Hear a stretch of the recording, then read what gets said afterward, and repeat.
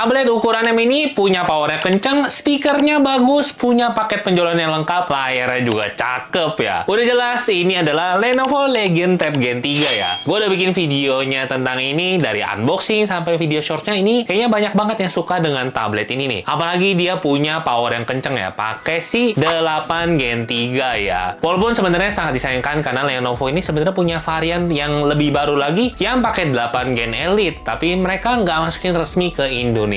Mungkin mereka mau ngabisin stok ini kali ya, yang 8 Gen 3, nggak tahu juga. Walaupun begitu, pakai ini sangat memuaskan ya. Gue udah pakai ini sekitar 2 bulanan, dan ya pengalaman gue cukup mantep. Memang gue pakai ini kayaknya agak jarang ya, karena gue lebih sering pakai handheld.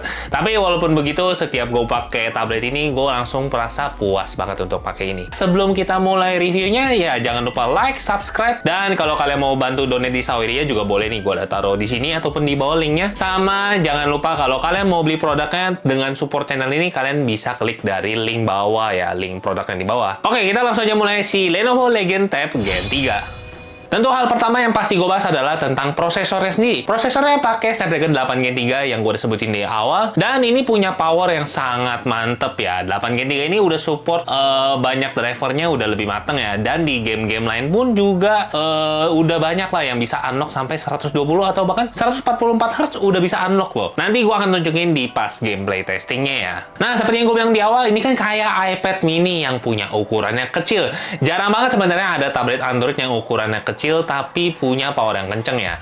Dan tentunya walaupun kecil gini, dia punya layarnya masih gede loh. Dia punya layar di 8,8 inch, dia udah 2.5K pure sight. Lalu aspek rasionya ini sendiri di 16:10. Refresh rate-nya juga support sampai 165 Hz ya. Untuk akurasi warnanya sendiri diklaim itu udah 98% di CIP3. Brightness-nya ini bisa sampai 500 nits, dan dia juga udah support 10 point touch support ya. Jadi kalau kalian misalkan main game rhythm ataupun main game yang perlu banyak touch-nya, itu udah support sini dan kalian nggak perlu khawatir. Dan selama gue pakai ini, tentunya pengalamannya mantep ya. Mau dipakai nonton YouTube biasa, nonton Netflix, mau main game, itu udah mantep banget. Memang disayangkan ini belum OLED ya, tapi walaupun belum OLED, ini punya akurasi warna yang bagus ataupun ini tuningnya udah cakep ya. Jadi di mata gue itu udah termasuk enak ya. Dan Netflix-nya sendiri nggak perlu khawatir, udah support sama L1 ya. Jadi kalian bisa nonton Full HD di Netflix-nya. Nah, untuk RAM-nya sendiri nggak perlu khawatir, udah pasti RAM-nya gede ya. Di sini dia pakai 12 GB, pakai LPDDR5X, dan storage-nya ini dia punya dua varian. Ada yang 256 GB sama yang 512 GB, dan ini udah pakai UFS 4.0. Udah jelas kalau dipakai buat main game ataupun buat install ya game yang berat-berat kayak Genshin, Withering Wave dan lain-lain, udah nggak perlu khawatir. Di sini bisa kalian tampung. Tapi saran gua kalau kalian misalkan mau main game emulation kayak PC, saran gua ambillah yang 512 GB, karena kan kalau install game-game PC kayak di Game Hub itu sangat makan storage ya. Jadi kalau 256 GB itu mungkin buat kalian yang main emulator itu masih lebih dari cukup, atau main game-game ya. Beberapa game 2-3 game cukup lah. Dan tentunya untuk masalah body ini udah mantep nih, karena dia pakai bahannya metal, mau di bagian belakang sama di bagian sisinya ini tentunya bikin dia terlihat sangat premium ya. Ketebalannya juga termasuk tipis loh, dia cuma di 7,79 mm.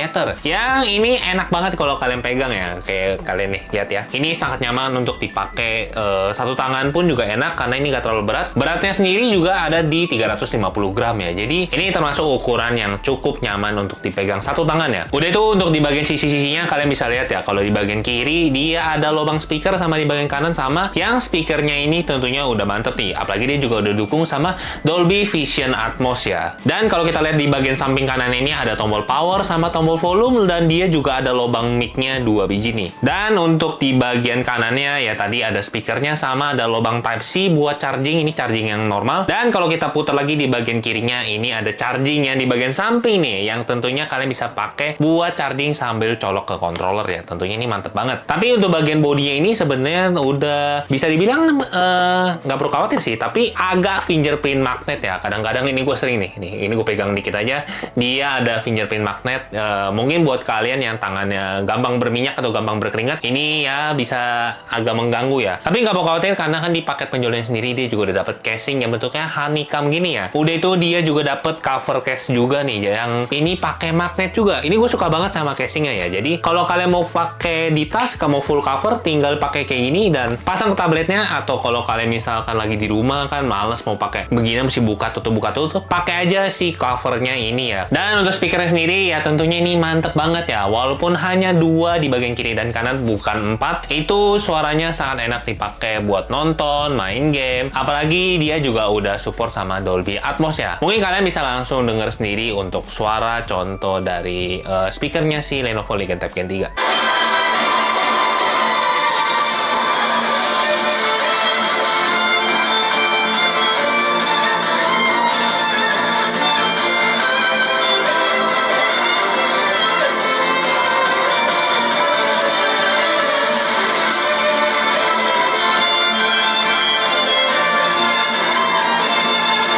Dan tentunya konektivitasnya nggak ketinggalan update ya. Konektivitasnya sendiri dia udah pakai Bluetooth 5,4, Wi-Fi 7, dan untuk Wi-Fi 7 ini tentunya bisa support 6 GHz yang connection wirelessnya ya. Jadi bisa 2,4, 5, sama 6 GHz. Nah, kalau untuk security-nya sendiri dia cuma ada face unlock ya. Jadi sayang sekali memang dia nggak ada fingerprint. Tapi mungkin ini untuk menghemat cost karena ya menurut gue juga nggak terlalu penting lah ya tablet gaming kayak gini dipakein sama fingerprint ya. Masih oke lah, bisa diterima. Tentu punya spek kayak gitu, yang punya kenceng, punya storage gede. Terus gimana baterainya? Nggak perlu khawatir, baterainya juga udah termasuk gede. Baterainya sendiri di 6550 mAh ya. Ini udah termasuk besar untuk ukurannya yang termasuk mini ya. Dan chargingnya sendiri juga udah support sampai 68 watt. Jadi kalian udah nggak perlu khawatir untuk ngecas ini. Kayaknya sekitar 1,5 jaman aja udah bisa full. Dan selain itu, kalau kalian mau main sambil charging juga udah bisa loh. Dia udah support bypass charging. Jadinya tentunya ini bikin baterai kalian lebih awet ya. Karena enaknya juga apa? Dia punya 2 slot USB Type-C. Kalau kalian mau pakai controller, kalian bisa charging di bagian bawah. Tapi untuk ini kalian harus akalin dikit ya. Karena kalau kalian misalkan colok dulu controller baru colok charging, kadang dia nggak kedetek tuh chargingnya ataupun controllernya, dan ya sebaliknya ya. Untuk ngatasin hal ini, kalian perlu charging dulu baru colok ke controller. Nah, itu baru dia bisa connect dan bisa bypass charging ya. Nah, untuk baterai tesnya sendiri, gue tes coba nonton YouTube selama 30 menit, dia berkurangnya 7%. Dan kalau main Honkai Star Rail selama 30 menit, berkurangnya 14%. Ini menurut gue udah termasuk cukup awet ya. Kalau kalian mau pakai seharian, harusnya udah mantep lah ya. Nah, untuk kameranya gue akan bahas singkat aja. Kamera belakangnya ini dia punya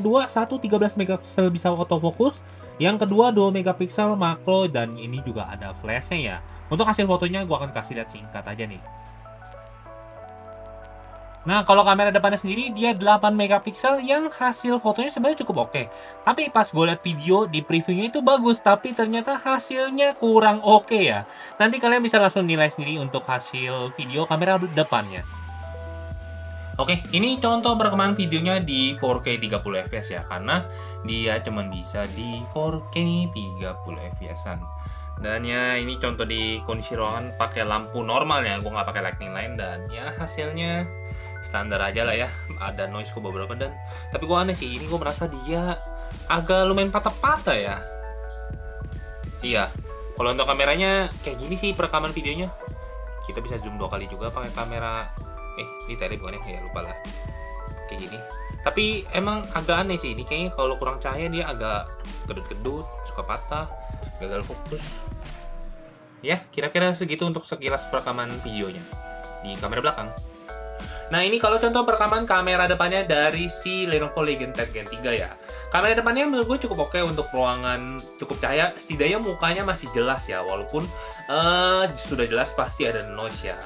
Namanya tabletnya ini juga tablet gaming, kameranya juga mau kayak gimana, tapi ya kalau untuk kalian pakai video call harusnya udah lumayan bagus. Dan mic-nya sendiri kan udah dual noise cancelling ya katanya. Mungkin kalian bisa langsung denger sendiri contoh suara mic-nya itu udah termasuk bagus atau enggak ya.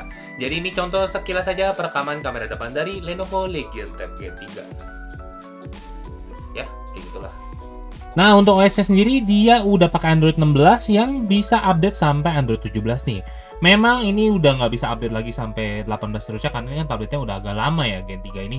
Tapi menurut gua kalau kalian pakai buat emulation ataupun buat main game masih bisa bertahan beberapa tahun lagi kok. Nah, untuk software sendiri juga dia termasuk clean loh. OS ini dia pakai nama Lenovo Zui ya. Jadi ini gue juga baru dengar nih namanya Lenovo Zui, yang sebenarnya termasuk cukup clean, gak banyak yang aneh-aneh sih. Untuk bloatware-nya juga tentu gue di tablet hampir gak ada bloatware. Gue waktu pertama kali buka kayaknya biasa aja gitu. Nah, di bagian settingnya ini juga nggak terlalu banyak aneh-aneh, tapi fitur yang paling penting menurut gue adalah dia bisa pakai PC mode. Yang tentu PC mode-nya ini kalian nggak harus colok ke monitor ya. Kalian bisa langsung ke drop down, pilih PC mode, dan kalian juga bisa langsung PC mode di sini dengan tinggal tambahin aja keyboard sama mouse, dan ya kalian jadi punya macam mini laptop lah ya. Tapi kalau kalian mau butuh layar gede, kalian bisa colok langsung ke monitor. Kebetulan monitor gue pakai Gigabyte yang OLED ini, dia udah support Thunderbolt ya, jadi tinggal colok, dia bisa sambil charging, walaupun chargingnya cuma 18 watt, tapi bisa sekalian langsung ngasih display. Yang sangat disayangkan adalah sebenarnya dia extended mode-nya nggak bisa jalan nih, walaupun di notification ini bisa muncul ya kalau kita bisa pilih ke extended mode. Tapi waktu itu gue udah pernah coba extended mode-nya ini ngebug, jadi kita nggak bisa pakai extended mode-nya, jadi cuma bisa mirroring aja dari si tabletnya Lenovo ini. Nah, langsung kita mulai ke game ya. Tapi sebelum kita mulai ke game ya, sabar dulu. Ini gue juga mau kasih lihat kalau dia juga punya banyak feature ya. Di sini dia pakai aplikasinya namanya Legion Space ya. Ini mirip banget sama Legion Space-nya di Lenovo Legion Go ya.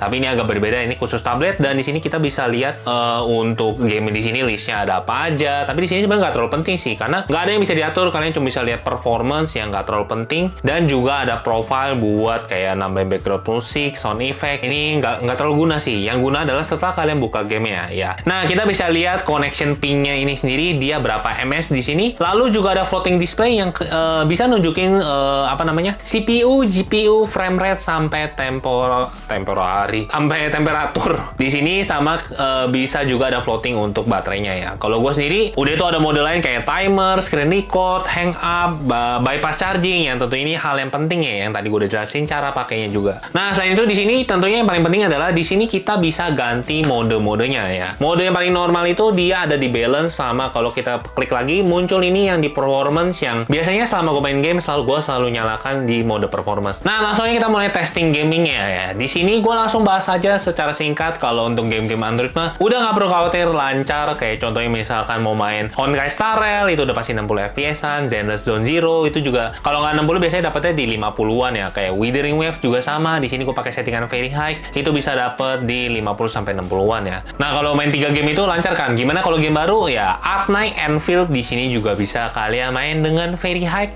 60 fps-an, dan ini lancar, mantep banget. Apalagi grafiknya cakep ya, kalian bisa lihat sendiri, ini visualnya mantep banget. Nah, gue udah nemuin yang bisa di atas 120 Hz, yaitu adalah si Call of Duty ya. Kalian bisa setting ini di 144 Hz, tapi memang grafik settingnya kalian mentok di medium aja ya. Kalau kalian maxin, kalian cuma bisa dapet di 60 fps-an. Jadi kalau main ini ya udah jelas mendingan 144 Hz ya, karena visualnya mantep dan tentunya kalian akan lebih jago ya. Ya, kalau skill kalian udah dibantu layar 144 fps masih kalah, ya itu memang skill issue namanya. Lanjut ke Red Dead Redemption. Di sini Red Dead Redemption lancar di 30 fps-an. Resolution scale-nya gue bentokin. Nah, memang ini 30 fps-an lancar, no drop, karena sangat disayangkan di sini dia nggak bisa unlock ke 60 fps-an ya. Gue udah cari settingannya nggak ada. Jadi memang game ini hanya nge-stuck di 30, tapi untuk visualnya ini cakep banget ya. Apalagi ini kan termasuk salah satu game PS3 yang paling terkenal. Nah, gimana untuk mainin emulator? Di sini gue tesnya memang belum banyak ya. Gue baru tes NDS, PS2 ataupun sama Switch sama 3DS ya. 4 itu gue yang tes sekarang. Memang belum banyak, nanti gue akan coba lagi untuk tingkatin ini ya. Tapi sekarang ya semoga ini udah bisa ngasih tahu kalian kalau ini sebenarnya udah cukup mantep. Kita mulai dari NDS juga mantep. Di sini gue main sambil pakai controllernya GameStar X5 LED. Tapi tentunya ini kurang enak ya, karena kan layarnya jadinya cuma kiri kanan. Menurut gue kalau kalian mau mainnya lebih mantep, kalian harus beli controller lagi kayak yang gue pakai sekarang nih. Si GameStar G7 Plus ya bener. Karena dia udah pakai Bluetooth, nggak perlu pakai Type-C. Ini lebih lebih enak. Kalian tinggal pakainya miring gini, vertikal, langsung deh kalian bisa punya layar NDS ataupun 3DS-nya lebih enak di atas bawah ya, karena dia sama-sama gede. Untuk game NDS hampir semuanya lancar, gak ada masalah sama sekali. Di sini gue main Kirby juga enak. Kalau main game 3DS itu agak tricky ya, karena beberapa game itu dia agak nge-lag. Kayak contoh di sini gue main Fire Emblem Fates. Di sini pas lagi battle itu kadang dia suka ada stuttering atau suka nge-lag. Bahkan kalau lagi animation mau ke battle itu dia, kita bisa lihat ya kalau gambar 2D orangnya itu dia agak kedip-kedip jadinya, agak aneh. Tapi kalau main game lain sebenarnya selama gue coba belum nemuin problem lain ya. Tapi memang game 3DS ini masih agak banyak bugnya ya. Kayak contoh main Bravely Default di sini lancar, dan juga main ya game-game kayak Mario Kart 7 itu udah enak sih sebenarnya di sini. Lanjut ke PS2, di PS2 gue pakai NetherRX 2, di sini juga udah mantep ya. Gue main God of War 2 di resolusinya 2.5x itu lancar. Jadi di sini nggak ada problem sama sekali untuk mainin ini ya. Tapi kalau untuk main game-game tertentu kayak contoh Valkyrie Profile yang 2 itu dia ada visual bug ya. Jadi dia kayak ada bayang-bayang putih itu yang suka nyangkut, suka hilang. Nah, kalau untuk main Switch sendiri sebenarnya udah termasuk cukup oke. Gue mainnya baru beberapa game aja kayak contoh di Unicorn Overload. Di sini nggak ada masalah sama sekali, sama kalian udah setting drivernya pakai yang terbaru ya. Lalu juga gue udah tes di Fire Emblem Engage, di sini juga termasuk lancar loh. Gue nggak merasa ada stuttering ya untuk di battle-battle awal. Lalu juga ada Star Ocean Second Story, di sini juga udah mantap. Nah, lanjut ke game PC. Di sini gue pakai Game Hub. Untuk Hades bisa lancar 60 FPS-an, tapi gue settingnya di 720p aja ya. Tentunya di sini gue nggak nemukan sama sekali stuttering, jadi nggak ada masalah sama sekali untuk main Hades. Lanjut ke Trails Through Daybreak 2. Di sini sebenarnya secara gameplay termasuk lancar ya. Dapat di sekitaran 40 sampai 50 FPS-an. Tapi yang masalah adalah kalian bisa lihat sendiri ya. Kalau lagi di menu itu kadang nge-lag, dan bahkan kalau lagi di battle itu kalau lagi pas baru mau animation S-Craft itu dia suka ada delay dikit di loading. Tapi ini menurut gue sih tinggal menunggu driver support ya buat dia jadi lebih lancar.